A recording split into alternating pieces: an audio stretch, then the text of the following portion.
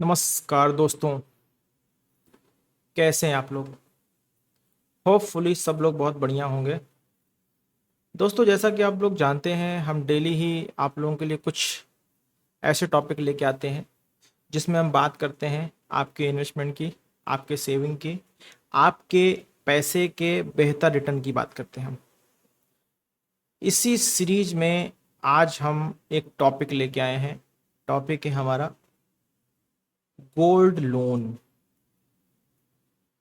क्या है हमारा टॉपिक? मैं लिख देता हूँ। टॉपिक है हमारा गोल्ड लोन। हम आज इसकी बारे में बात करेंगे। गोल्ड लोन क्यों लेना चाहिए, क्यों नहीं लेना चाहिए, कब लेना चाहिए, क्या टर्म्स होती हैं और क्या चीज़ें आपको ध्यान रखनी पड़ती हैं गोल्ड लोन लेने से पहले और लेने के बाद की कंडीशन।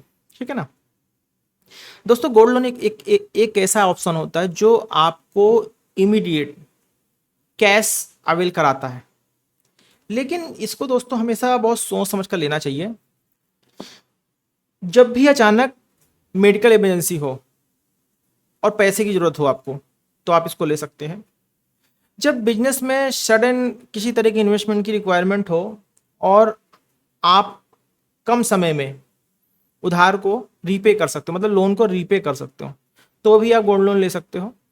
जब अपने बच्चों की शिक्षा के लिए आपको अचानक जरूरत पड़े, एजुकेशन के लिए, हायर एजुकेशन के लिए आपका बच्चा जा रहा हो और आपको लोन की जरूरत पड़ जाए, पैसा शॉर्ट पड़ रहा हो, आप उस केस में भी लोन ले सकते हैं। ठीक है ना। शादी जैसे बड़े खर्चों के लिए भी बैंक लेना आप चाहो तो ले सकते हो, लेकिन थोड़ा सा मुश्किल होता है। ठीक है ना। तो लेकिन याद रहे, गोल्ड लोन जब भी लें, जब आपको पूरी तरह से यकीन हो, जब भी आप गोल्ड लोन लो, ये चीज क्लियर कर लो कि आपको पूरी तरह से यकीन होना चाहिए इस बात पे कि आप उसको टाइमली, आप लोन को टाइमली रीपे कर लोगे, रीपे कर लोगे। ठीक है ना। ये आपको कंफर्म होना चाहिए। अदरवाइज जो आपका गोल्ड है, आपका गोल्ड ऑक्शन भी हो सकता है। क्या हो सकता है? आपका गोल्ड ऑक्शन हो सकता है, नीलाम हो सकता है। तो दोस्तों, समझदारी यही है कि जरूरत हो तभी लोन लेना चाहिए, और लोन लेने से पहले हाउ विल यू रीपे, भाई आप इसको कैसे चुकाओगे ये भी आपको कंफर्म होना चाहिए। ऐसा नहीं कि बस ले लिया, देखा जाएगा जो होगा, देंगे कैसे भी दे देंगे, ये नहीं होना चाहिए ना। तो कुछ चीजें आप देखो, बहुत अच्छी तरह समझ लो। मैं कुछ पॉइंट्स पे आपकी नजर डालना चाहता हूं। पहला तो भाई, गोल्ड लोन कब लेना चाहिए मैंने आपको बता दिया। ठीक है ना। गोल्ड लोन आपकी जो शॉर्ट टर्म नीड्स होती हैं तो उनको तो पूरा कर देगा। ठीक है, जैसे मैंने भी बात की, मेडिकल हो गया, इमरजेंसी हो गया, एजुकेशन हो गया, बिजनेस कैश फ्लो हो गया। बट अगर आप इसको लॉन्ग टर्म के पर्पस पर्सपेक्टिव से ले रहे हो कि भाई ले लेते 5 साल 7 साल में दे देंगे, नहीं। लॉन्ग टर्म पर्सपेक्टिव के लिए ये बहुत कॉस्टली साबित हो सकता है आपके लिए। क्योंकि देखिए, क्योंकि होता क्या, गोल्ड लोन एक तरह का पर्सनल लोन होता है। क्या होता है? गोल्ड लोन एक तरह का पर्सनल लोन होता है। ठीक है ना। एक तरह का पर्सनल लोन होता है। इसको हमेशा शॉर्ट टर्म पीरियड के लिए 1 और मैक्सिमम 3 ईयर, मैक्सिमम बहुत रेयर, अदरवाइज 1 ईयर ही सफिशियंट। क्योंकि इसमें क्या होता है दोस्तों, पर्सनल लोन के बराबर। पर्सनल लोन कितना होता है भाई? 12% से लेके 15% और 18% तक का ये पर्सनल लोन होता है। डिपेंड करता है आपके सिविल पे, आपके पास क्या मॉर्गेज करने के लिए कैसी आपकी जरूरत है, इतना तक लोन लोन का आपका रेट ऑफ इंटरेस्ट पहुंच जाता है। रेट ऑफ इंटरेस्ट, ठीक है ना, रेट ऑफ इंटरेस्ट इतना तक पहुंच जाता है। तो दोस्तों, सोच समझकर ये तय कर लो कि भाई आपके लिए ऑप्शन अच्छा है या बुरा है। लोन लेना आपके लिए ऑप्शन अच्छा है या बुरा है, या आप पहले डिसाइड कर लो। ठीक है ना। दूसरा, मैं एक पॉइंट पे नजर रखना डालना चाहूंगा आपकी, लोन टू वैल्यू रेशियो। ये लोन टू वैल्यू रेशियो ये क्या होता है भाई? इसको समझे पहले। देखिए, होता क्या है, जो आरबीआई की गाइडलाइन है, आरबीआई की गाइडलाइन के अकॉर्डिंग गोल्ड लोन में आपको आपके सोने का मूल, ना कि मेकिंग का, ठीक है ना, आपका जो गोल्ड है, आपके गोल्ड के वैल्यू के, जो आपकी गोल्ड वैल्यू है, गोल्ड वैल्यू, मान लीजिए आपकी गोल्ड वैल्यू 1 लाख रुपए है, तो इस पे आपको 75%, मतलब 75% मतलब 75,000 तक का ही लोन आपको मिल सकता है, इससे ज्यादा नहीं मिलेगा मैक्सिमम। इसका मतलब यह है कि अगर सोने की कीमत घट गई, मान लीजिए आपने लोन ले लिया और सोने की वैल्यू घट गई, तो आपके ऊपर जो आपका बैंकर होगा, जिस एनबीएफसी या बैंक से आपने लोन लिया हुआ है, वो आपके ऊपर सडन एक प्रेशर कर सकता है कि भाई, आप इमीडिएटली रीपे कर दीजिए, या हम रेट ऑफ इंटरेस्ट रेज कर देंगे, ठीक है ना। बहुत सारी कंडीशन आपके सामने रख सकता है। पहले इसको हटा देते हैं, आप लोग के ऊपर इधर थोड़ा सा दिख नहीं रहा होगा, ठीक है ना। बहुत सारे कंडीशंस आपके ऊपर रख सकता है वो, ठीक है ना। इसलिए हमेशा पहले से आप इसको वैल्यूएशन कर लो कि आपको कितनी रकम चाहिए है, ठीक है ना। और कोशिश कीजिए कि भाई सोने के बदले कितना कम से कम आप लोन ले लो, ताकि सडन ऐसा कोई प्रोसेस, सपोज कीजिए, मेरा मानना है आरबीआई आपको 75% तक का जो वो दे रही है लोन टू वैल्यू रेशियो, मेरा मानना है इसको 50% तक ही आप यूज करोगे तो ऐसा कोई सीन नहीं कि गोल्ड की वैल्यू अचानक इतनी गिर जाएगी कि आपके ऊपर सडन किसी तरह का प्रेशर आ जाएगा, ठीक है ना। या आपके पास कहीं से कैश सरप्लस आने वाला है, या ऐसा रखा हुआ वक्त जरूरत के लिए, ऐसी कंडीशन को आप मैनेज कर सकते हो, तब तो आप 75% तक का लोन ले सकते हो। अदरवाइज ऐसा नहीं करना चाहिए। तो दोस्तों, लोन टू वैल्यू रेशियो, इसको जरूर समझना जरूरी है कि आप मैक्सिमम कितना लोन ले, मतलब अगर बहुत ज्यादा कैपेसिटी यूज कर लेंगे तो अगर गोल्ड के प्राइस में ऊपर नीचे होगा तो थोड़ा सा आपको दिक्कत हो सकती है। जो आपके एनबीएफसी बैंक्स होते हैं, सडन एक प्रेशर बना से, सर आप लोन पे रीपे कर दीजिए, गोल्ड की वैल्यू गिर गई है, आपके गोल्ड की तो वैल्यू और हमारा नुकसान हो जाएगा, ये वो, या सडन बोल देगा भाई सर 14% इंटरेस्ट था, आप ऐसा क्या 18% इंटरेस्ट अब हम लेंगे क्योंकि गोल्ड की वैल्यू गिर गई है। तो चार चीजें हो सकती हैं, ठीक है ना। तो यहाँ पर अच्छा, दूसरा टॉपिक हम क्या, इसमें क्या एक पॉइंट नोट करने लायक है, दूसरा है कि भाई इस पे जो रेट ऑफ इंटरेस्ट लगता है, भाई ये भी देखना जरूरी कि ज़्यादा नहीं होना चाहिए, इसको कंपेयर करना चाहिए। और जो एक्स्ट्रा चार्जेस होते हैं, एक्स्ट्रा चार्जेस भाई ये तो दुनिया में कुछ भी कर लो साला, एक्स्ट्रा चार्जेस हर चीज़ में आ जाते हैं। पिज्ज़ा में भी आप अगर क्या कहते हैं टॉपिंग करवाते हो तो उस पर भी चार्जेस हैं कि भाई इस पे हमें ये टॉपिंग करानी है तो इसका इतना इतना चार्ज पड़ेगा, उस पर भी जीएसटी है, ठीक है ना। उस पर भी आपको अगर ये है कि भाई मुझे ऐसा करो, 1-2 पाउच मुझको दे दो उसके सॉसेस के, तो उसके भी चार्ज वो ले लेते हैं, ठीक है ना। Even delivery charge, handling charge, सारा कुछ दुनिया भर के ये एक्स्ट्रा चार्जेस होते हैं जिसको आप मतलब बाद में आपको समझ में आता है कि भाई क्या है ये, ठीक है ना। इसके अलावा साथ में आपको एक्स्ट्रा चार्जेस तो हो गए, इसमें आपको प्रोसेसिंग फी हो गया, ये सब लगा के ऐसा चिपकाते हैं ये लोग ना कि आपको कहीं ना कहीं ये ठगा हुआ सा महसूस होता है, ठीक है ना। वैल्यूएशन चार्ज हो गए, अब ये आपसे वैल्यूएशन चार्ज भी लेंगे, भाई हमारा बंदा बैंक आएगा और वो गोल्ड स्मिथ आएगा, वो आपके गोल्ड को देखेगा, उसकी वैल्यूएशन करेगा, ठीक है ना। कुछ पेनाल्टी चार्जेस भी हो सकते हैं, ठीक है ना, कुछ पेनाल्टी चार्जेस भी ले लेते हैं ये लोग।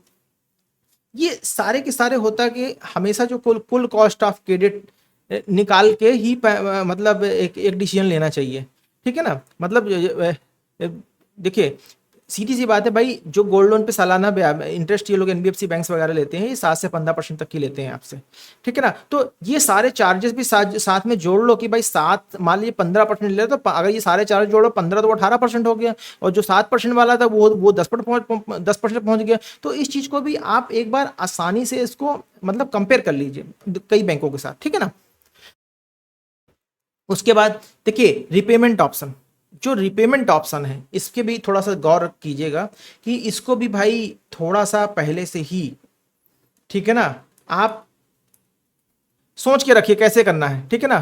कुछ गोल्ड लोन जो है मासिक मंथली ईएमआई आपको देते हैं, ठीक है ना। कुछ में ब्याज आपको मंथली और प्रिंसिपल लास्ट में लेते हैं, ऐसा भी करते हैं कुछ, ठीक है ना। तो कुछ में एक मुश्त पेमेंट का ऑप्शन भी होता है कि भाई वो कहते हैं भाई ठीक है आप लोन ले लो और सडन आपके पास 2 3 4 महीने में कहीं से पैसा आ जाए तो वन टाइम पेमेंट कर दीजिए, हम आपसे ये इतना नहीं इतना इतना चार्ज ले लेंगे, ठीक है ना। ये सारे डिस्कशंस होते हैं, ये आपको अपने बैंकर से या एनबीएफसी बैंक जिससे भी आप जिस भी संस्था से आप लोन ले रहे हैं गोल्ड लोन, उनसे आपको डिस्कस करना चाहिए, ठीक है ना। और आपकी जो इनकम है, इनकम के कैश फ्लो के हिसाब से ही सही रिपेमेंट मोड चुने, ये भी ध्यान रखिए। पता चला आपकी इनकम 50,000 रुपए, 35,000 रुपए आपके महीने के खुद के खर्चे हैं और 25,000 महीने की आपने ईएमआई चूज कर ली, तो एक महीने दोगे दूसरे महीने स्किप करो, फिर एक महीने दोगे दूसरे महीने। देखिए इसकी वजह से क्या होगा, आपके लिए लोन चुकाना मुश्किल हो जाएगा, प्लस आपके इतने सारे चार्जेस ऐड हो जाएंगे कि वो आपको बहुत कॉस्टली पड़ेगा।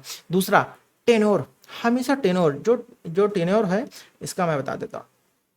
टेन्योर गोल्ड लोन का हमेशा स्मॉल रखना चाहिए, ठीक है ना। 1 ईयर 2 ईयर, वेल मैक्सिमम कोशिश कीजिए कि 1 साल के अंदर का ही हो, बहुत ज़्यादा लंबा नहीं खींचना चाहिए, ठीक है ना, क्योंकि एक तरह का पर्सनल लोन, देखिए गोल्ड लोन का समय ज़्यादा लंबा हमें प्रैक्टिकली बात ही कभी नहीं ज़्यादा चुनना चाहिए, क्योंकि जितना आप इसको लंबा करोगे ना उतना आपके ऊपर इंटरेस्ट का बोझ बढ़ता जाएगा, ठीक है ना। ठीक है ना, तो मेरे ख्याल से 6 to 12 month he gold loan का टेन्योर एक मतलब आइडल टेन्योर होता है, जिसको आप आसानी से रीपे कर सकते हैं, ठीक है ना। और जरूरत पड़ने पे अगर ऐसा कुछ हो तो आपके पास एक ऐसा भी एक्स ऑप्शन होना चाहिए जिसमें आप टाइमली पेमेंट करके इसको लोन को क्लोज कर दो। सपोज करो किसी XYZ रीजन से आपकी 3 महीने सैलरी नहीं आई, तो कुछ ऐसा एक आपके पास ऑप्शन होना चाहिए कि भाई 3 महीने सैलरी तो नहीं है लेकिन मैं लोन 3 महीने दे सकता हूँ, ठीक है ना। बहुत सारे रीजन हो सकते हैं, मल्टीपल रीजन। अच्छा, दूसरी चीज, एक चीज पॉइंट और, मैं आज की डेट में आप लोग बहुत सुनते होंगे भाई किसी का लोन मतलब गोल्ड लोन लिया, सोना चोरी हो गया बैंक से, या सोना नकली निकला, तो ये सारी चीजें भी आती। तो भाई हमें अपने गोल्ड सेफ्टी पे हमें बहुत ध्यान देना है, बहुत मतलब अवेयर रहना है इस चीज़ के बारे में, बिल्कुल अवेयर रहना कि हमारा गोल्ड सही जगह में है कि नहीं। लोन लेते समय ये चीज़ आप कंफर्म कर लो कि आपका सोना बैंक या एनबीएफसी बैंक के सेफ वॉल्ट में ठीक से सुरक्षित है, या किसी रेपुटेड संस्थान को ही आपने दिया है। क्योंकि अगर आप गलत आदमी को चूज कर लो, गलत एनबीएफसी या किसी पर उसको चूज कर लोगे, तो हो सकता है कि आपका सोना चोरी हो सकता है, ठीक है ना। तो चोरी होने का भी रिस्क होता है, प्लस डुप्लीकेसी का। भाई सपोज कीजिए आपने किसी को ओरिजिनल गोल्ड दिया, ठीक, उसने कहा भाई ये गोल्ड है लॉकर में रखवा दो। अब वो गलत हाथों में अगर लग गया तो वो क्या करेगा, आपके गोल्ड की डुप्लीकेट गोल्ड मेकिंग करवाएगा, आपके गोल्ड को साइड कर देगा और उसको डुप्लीकेट से रिप्लेस करके जब आप आओगे, जान गए तो अच्छी बात है, लेके चले गए तो भाई ये तो वो था ही नहीं जो हमने आपको दिया था, ठीक है ना। साथ में एक चीज में ध्यान रखिए, जो भी आप गोल्ड लोन ले रहे हो, गोल्ड लोन अगर आपने लिया है तो उस गोल्ड लोन का इंश्योरेंस भी कराइए। भाई XYZ रीजन से बैंक दुनिया का नाटक करने लगे, भाई गोल्ड आपका नकली था, ऐसा था वैसा था, चोरी हो गया, या इतना ही दिया था, या वेट में कम था, या कम वेट की ज्वेलरी बना के रिप्लेस कर दे। भाई सारी देखो आज की डेट में सब कुछ पॉसिबल है। आज की डेट में बैंकों में जितनी भी चोरियां होती हैं, बैंकों में जितने फ्रॉड होते हैं, मैं आपको गारंटी के साथ कह सकता हूं कि 100% बैंक एम्प्लॉय की मिली भगत होती है। बिना उसके तो पॉसिबल नहीं हो भाई, पैसे का लालच किसको नहीं है, ठीक है ना। तो इस चीज को आप बखूबी चेक कर लीजिए। भाई गोल्ड लोन ले रहे हो तो कुछ पैसे देके गोल्ड का इंश्योरेंस भी करा ही डालो कि भाई अगर XYZ मेरे सोने को कुछ होता है, ठीक है ना, मेरे सोने को कुछ होता है तो भाई मुझे इतना पैसा चाहिए है, चाहे तुम जाके छत में रख के सुखा लो सोने को, मुझे मतलब नहीं है। आप वॉल्ट में रखो, घर में रखो, बीवी को पहना दो, छत में रखो, मुझे अपने गोल्ड पे इंश्योरेंस चाहिए। ये चीज आप पहले से डिसाइड कर लो, ठीक है ना। और दूसरी चीज, एक बहुत बहुत बड़ी बात बताने जा रहा हूं मैं आपको, पहले इसको हटा देता हूँ, ये पहले मैं रिमूव कर दूं, ठीक है ना। देखिए गोल्ड पे क्या होता है, अगर आप लोन कभी बीच में खत्म करने जा रहे हो तो बैंक्स क्या करते हैं, आपसे प्री पेमेंट चार्जेस लेते हैं। भाई अगर प्री पेमेंट चार्जेस आस्क कर रहे हैं तो आप उसको प्री पेमेंट मत कीजिए, आप उतने समय में पेमेंट करो, ठीक है ना। इस चीज को आप देख लो क्या डिफरेंस आ रहा है, ठीक है ना। प्री पेमेंट और फोरक्लोजर चार्जेस, ठीक है ना। फोरक्लोजर चार्जेस में भी वो लोग चार्ज करते हैं भाई, समय से पहले आप पे कर रहे हो तो उस पर भी ये लोग मतलब चार्जेस अप्लाई कर देते हैं। इस चीज को भी ध्यान रखिए। तो आप जिस भी समय के लिए लोन ले रहे हो, आपके पास पैसा आ गया, अगर पैसे को आप रोटेट कर सकते हो तो आप, अगर प्रीपेमेंट नहीं कुछ है या बहुत नॉमिनल है, तब तो ठीक है, आप फोरक्लोजर कर सकते हो। अगर बहुत ज्यादा है तो आप पूरा लोन चलाओ, आप टेनर कम रखो, लोन पूरा चलाओ, ठीक है ना। क्योंकि ये लोग जो 3% तक का भी फोरक्लोजर चार्ज आपसे आपसे वसूलते हैं, ठीक है ना। तो इन चार्जेस के बारे में भी आप पहले से डिस्कस कर लो कि अगर भाई इन केस मैं पहले लोन खत्म करता हूं तो क्या मेरे को कोई फोरक्लोजर चार्जेस लगेंगे। ये चीज आप पहले डिस्कस कर लो कि भाई फोरक्लोजर चार्जेस तो नहीं लगेंगे, और लगेंगे तो कितने लगेंगे, ठीक है ना। चलिए आगे चलते हैं। और मार्केट में गोल्ड के प्राइस पर, गोल्ड के प्राइस को नजर रखो भाई, क्योंकि सोने की कीमत अगर घटेगी तो आपसे एक्स्ट्रा सिक्योरिटी की मांग कर सकता है या लोन रिकॉल कर सकता है। लोन रिकॉल क्या होता है? लोन रिकॉल एक्चुअली एक वर्ड, एक टर्म है जिसमें क्या होता है कि demand for immediate repayment of entire loan और पोर्शन ऑफ, मतलब अगर आपके उस गोल्ड की वैल्यू गिर जाती है मार्केट में, ठीक है ना, तो हो सकता है आपका जो बैंकर है आपसे इमीडिएट पूरे लोन की डिमांड करने लगे, या उसका कुछ पोर्शन आपसे बोलने लगी भाई एक काम करो सर, आपका गोल्ड की वैल्यू कम हो गई है, हमने आपको 75 के हिसाब से लोन दिया हुआ है और आपके गोल्ड की वैल्यू अब तो 65 के अकॉर्डिंग ही बची, तो आप कुछ पैसा हमको कुछ इस लोन का पोर्शन हमें आप पे करा दिए, ऐसा बोल सकता है, ठीक है ना। इसलिए सोने के मार्केट पे भी आपको नजर रखनी चाहिए साथ में, ठीक है ना। और जरूरत पड़ने पे इस चीज को आप कर सकते हो कि अगर वो डिमांड कर रहे हैं तो उस डिमांड को आप फुलफिल कीजिए, नहीं तो वो चार्जेस अप्लाई कर देते हैं। इस चीज को आप कंफर्म कर लो पहले से। दूसरा, लोन डिफॉल्ट है जिसकी, भाई लोन को डिफॉल्ट नहीं करना, मतलब मैं बता देता हूं, loan default is risky. Loan default इसकी मतलब क्या है? अगर आप लोन समय पर नहीं चुकाते हो भाई, तो सीधी सी बात है, बैंकर के पास, एनबीएफसी के पास सिंपल राइट होता है, वो आपके गोल्ड को ऑक्शन कर सकता है, नीलाम कर सकता है। इससे ना केवल आपको फाइनेंशियल लॉस होगा, बल्कि आपका जो क्रेडिट स्कोर है वो भी बहुत बुरी तरह से खराब हो जाएगा। इसलिए दोस्तों, रीपेमेंट डिसिप्लिन बहुत जरूरी है, ठीक है ना। और लोन लेते समय बहुत सारे टर्म्स पे और रिस्क पे ये लोग आपसे साइन कराते हैं, बहुत सारे टर्म्स पे और रिस्क पे ये लोग साइन कराते हैं, ठीक है ना। तो उस चीज को भी आप बखूबी पहले से सारे डॉक्यूमेंटेशन और जो टर्म्स कंडीशन है उनको आप स्टडी कर लीजिए। लोन एग्रीमेंट पर साइन करने से पहले ध्यान दीजिए, मतलब लोन एग्री ऐसा नहीं लोन एग्रीमेंट साइन कर दिया सर दे दीजिए जरा मैं पढ़ लूँ थोड़ा सा क्या लिखा है, नहीं, पहले पढ़िए। लोन एग्रीमेंट में साइन करने से पहले सारी टर्म्स कंडीशन पढ़िए, क्योंकि मैनी टाइम्स होता है क्या, बहुत सारे चार्जेस या पेनल्टी क्लोज आपको बाद में परेशानी में डाल सकते हैं। इसलिए साफ और पारदर्शी शर्तों वाला ही बैंकर या लेंडर आपको चुनना आपके लिए सुरक्षित माना जाता है। तो दोस्तों, ये कुछ ऐसी जानकारी थी जो मुझे लगा कि आपके लिए बहुत इंपॉर्टेंट है, क्योंकि भाई घर परिवार में बहुत सारे मौके ऐसे होते हैं, आप किसी भी, आप अपर क्लास हो, आप मिडिल क्लास हो, आप लोअर क्लास हो, कभी भी रैंडम आप लोगों को सम ऑफ रुपीज की जरूरत पड़ जाती है जो थोड़ा बड़ा अमाउंट होता है, तो हम लोग पहला ऑप्शन देखते हैं घर पे रखे सोने को। तो दोस्तों, इस चीज को आप लोग बखूबी थोड़ा सा ध्यान दीजिएगा कि कभी भी आप लोन लेते हैं तो पहली चीज तो लोन डिफॉल्ट से आपको बचना है, ठीक है ना। सही बैंकर चूज करना है।